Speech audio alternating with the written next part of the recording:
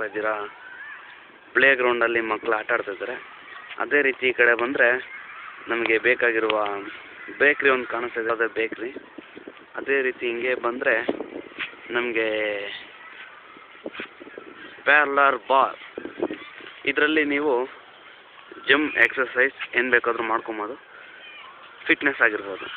ಇಲ್ಲಿ ನೋಡಿ ಇವರು ಈಗಾಗಲೇ 3 ಸಾರಿ ಡಿಪ್ಸ್ ಹೊಡ್ತಿದ್ದಾರೆ. ಅದ್ರ ಪಕ್ಕದಲ್ಲಿ ಕುತ್ಕೊಂಡು ಯಾರೋ ಏನೋ ಮಾಡ್ತಿದ್ದಾರೆ. ಬನ್ನಿ ನೋಡೋಣ ಏನಾಗುತ್ತೆ ಅಂತ. ಏನು ಮಾಡ್ತಾರೋ ನೋಡೋಣ.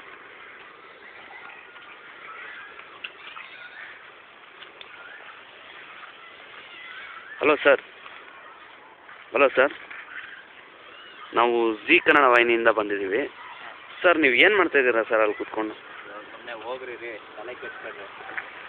ಸರ್ ಇಲ್ಲ, ಇಲ್ಲಿ ಸಾಕಷ್ಟು ಜನ ಬಂದು ಎಕ್ಸಸೈಸ್ ಮಾಡೋಕ್ಕೆ ಬರ್ತಾರೆ. ನೀವು ನೋಡಿದ್ರೆ ಎಕ್ಸಸೈಸ್ ಮಾಡೋ ಥರನೇ ಕುತ್ಕೊಂಡು ಏನೋ ಅಗೀತಾ ಇದ್ದೀರಲ್ಲ ಸರ್. ಮೋಸ್ಟ್ಲಿ ಇದನ್ನು ಯಾರನ್ನೋ ಮುಚ್ಚೋಕ್ಕೆ ಅಂದ್ಕೊತೀನಿ. ಏನಾಯ್ತು ಸರ್, ಏನಾಗಿದೆ? ಏನೋ ಯಾರನ್ನ ಮುಚ್ಚಬೇಕಾಗಿರ್ತದೆ ಸರ್. ಇಷ್ಟು ಚಿಕ್ಕ ಹಳ್ಳದಲ್ಲಿ ಯಾರನ್ನ ತಾನೇ ಸರ್ ಮುಚ್ಚೋಕ್ಕಾಗುತ್ತೆ? ನಮ್ಮ ಅದೃಷ್ಟ ಚೆನ್ನಾಗಿದ್ದರೆ ನಿಮ್ಮನ್ನೇ ಮುಚ್ಚಬೇಕು ಅಂದ್ಕೊಂಡಿದ್ದೀನಿ. ಸರ್ ಏನು ಮಾತಾಡ್ತಾ ಇದ್ದೀರಾ ಸರ್ ನೀವು? ಇಷ್ಟು ಚಿಕ್ಕ ಹಳ್ಳದಲ್ಲಿ ನನ್ನ ಕಾಲು ದೂರಲ್ಲ ಸರ್. ಅದಕ್ಕೆ ರೀ ಇರೋದು.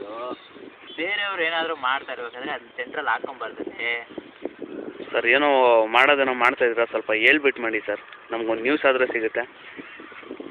ಏನಿಲ್ಲ ರೀ, ಒಂದು ಕಪ್ಪೆನ್ ಸಾಯ್ತಿದ್ದೀನಿ. ಹಾಂ, ಆ ಕಪ್ಪೆನಿಲ್ಲೇ ಆಳ ಮುಚ್ಚಿದ್ರೆ ನಮಗೆ ಬಂಗಾರ ಸಿಗುತ್ತಂತೆ.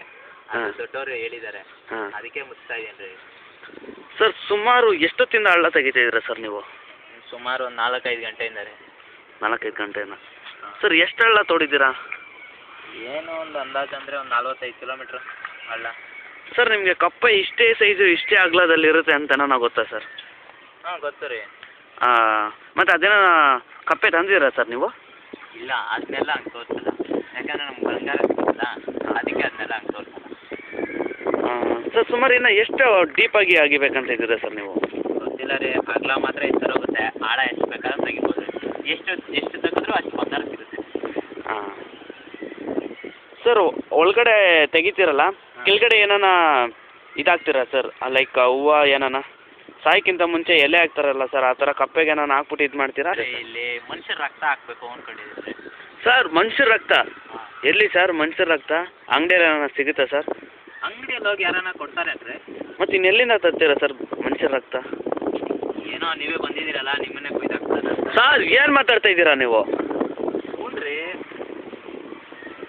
ಯಾರು ಸಿಕ್ಕಿಲ್ಲ ಮನುಷ್ಯರು, ಒಂದು ಕೊಡೋಕ್ಕಾಗಲ್ಲ. ಯಾಕಂದರೆ ನಾವೆಲ್ಲ ಬಂಗಾರ ತಗೊಳ್ಳೋದು, ಅದಕ್ಕೆ ನಮ್ಗೆ ಕೊಡೋಕ್ಕಾಗಲ್ಲ ಸರ್. ಅಕಸ್ಮಾತ್ ಮನುಷ್ಯರ ರಕ್ತ ಬದಲು ಕುರಿ ರಕ್ತ ಹಾಕ್ಬಿಟ್ರೆ ಸರ್?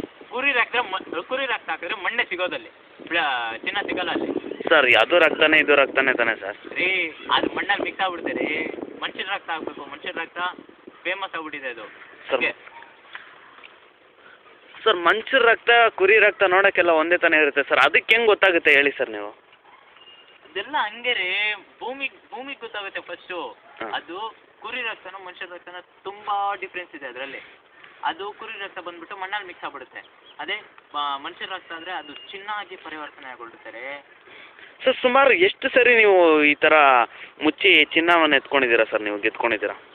3 ಸತಿ ಮುಚ್ಚಬೇಕಂತೆ. 2 ಸತಿ ಆಲ್ರೆಡಿ ಆಗ್ಬಿಟ್ಟಿದೆ, ಇದು 3ನೇ ಸತಿ ಮುಚ್ತಾ ಇದ್ದೀವಿ. ಇನ್ನು ಈ ಸರಿ ಸಿಕ್ಕಿದ್ರೆ ಇನ್ನೊಂದು ಸರಿ ಟ್ರೈ ಮಾಡ್ತೀವಿ. ಹಂಗಂದ್ರೆ 3 ಸತಿ ಕಪ್ಪೆ ಮುಚ್ಚಬೇಕಲ್ಲ ಸರ್? ಎಲ್ಲೆಲ್ಲಿ ಮುಚ್ಚಿದ್ದೀರಾ ನೀವು ಇನ್ನು 2 ಸತಿ ಕಪ್ಪೆನ? ಅದು ಹೇಳೋಕ್ಕಾಗಲ್ಲ ರೀ, ಅದೆಲ್ಲ ಕಾನ್ಫಿಡೆನ್ಷಿಯಲ್. ಅದೆಲ್ಲ ಯಾರಿಗೂ ಹೇಳ್ಬಾರ್ದು. ಹೇಳಿದ್ರೆ ಬಂಗಾರ ಸಿಗಲ್ಲಂತೆ, ಅದಕ್ಕೆ ಯಾರಿಗೂ ಹೇಳಲ್ಲ ರೀ. ಮತ್ತು ಸರ್ ಈ ಆರ್ಡಿನರಿ ಕಪ್ಪೆನ ಅಥವಾ ಡಿಫ್ರೆಂಟ್ ಆಗಿರೋ ಕಪ್ಪೆನ ಸರ್? ನಾನು ಇದೇ ಫಸ್ಟು ವಿಚಿತ್ರವಾಗಿ ಒಂದು ವಿಸ್ಮಯನ್ನು ನೋಡ್ತಾ ಇರೋದು ನಾನು. ಇದೇ ಫಸ್ಟು ನನ್ನ ಲೈಫಲ್ಲೇ ಇದು ಫಸ್ಟ್ ನೋಡ್ತಾ ಇರೋದು ಸರ್. ನೀನು ಏನೋ ಮಾಡ್ತಾ ಇರೋ ಅಂತ ನೋಡೋಕೆ ಬಂದರೆ ಇದೊಂದು ವಿಸ್ಮಯಕಾರಿ ಅಂತಲೇ ಹೇಳ್ಬೋದು. ವೀಕ್ಷಕರೇ, ನೀವು ನೋಡ್ತಾ ಇದ್ದೀರಾ ಸರ್? ತಮ್ಮ ಹೆಸರು ಗೊತ್ತಾಗಲಿಲ್ಲ, ತಮ್ಮ ಹೆಸರೇನು ಹೇಳಿ ಸರ್? ರವಿ ಅಂತ. ಹಾಂ ವೀಕ್ಷಕರೇ, ನೀವು ನೋಡ್ತಾ ಇದ್ದೀರಾ ರವಿ ಅವರು ಸಾಕಷ್ಟು ಸಾರಿ ಕಪ್ಪೆನ ಉಣಿ ಈಗೊಂದು 3ನೇ ಕಪ್ಪೆನ ಉಣಕ್ಕೆ ತುಂಬ ಆ ಥರ ತುಂಬ ಡೀಪಾಗಿ ಹಳ್ಳ ತೆಗಿಬೇಕಂತ ಕಷ್ಟಪಡ್ತಾಯಿದ್ದಾರೆ. ನೋಡಿ ಅವರು ಯಾವ ರೀತಿ ಕಷ್ಟಪಡ್ತಾಯಿದ್ದಾರೆ ಅಂತ ನೀವೇ ನೋಡ್ಬೋದು.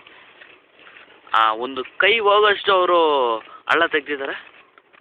ಆದರೂ ಇನ್ನೂ ಕೆರಿತಾನೆ ಇದ್ದಾರೆ, ಇನ್ನೂ ಎಷ್ಟು ಹಳ್ಳ ತೆಗಿತಾರೆ ಅಂತ ಕಾದು ನೋಡ್ಬೇಕಾಯ್ತು ವೀಕ್ಷಕರೇ. ನೀವೊಂದು ಬ್ರೇಕ್ ತೊಗೊಂಬಂದ್ಬಿಡಿ, ಆಮೇಲೆ ರವಿ ಜೊತೆ ನಾವು ಇರ್ತೀವಿ. Take care.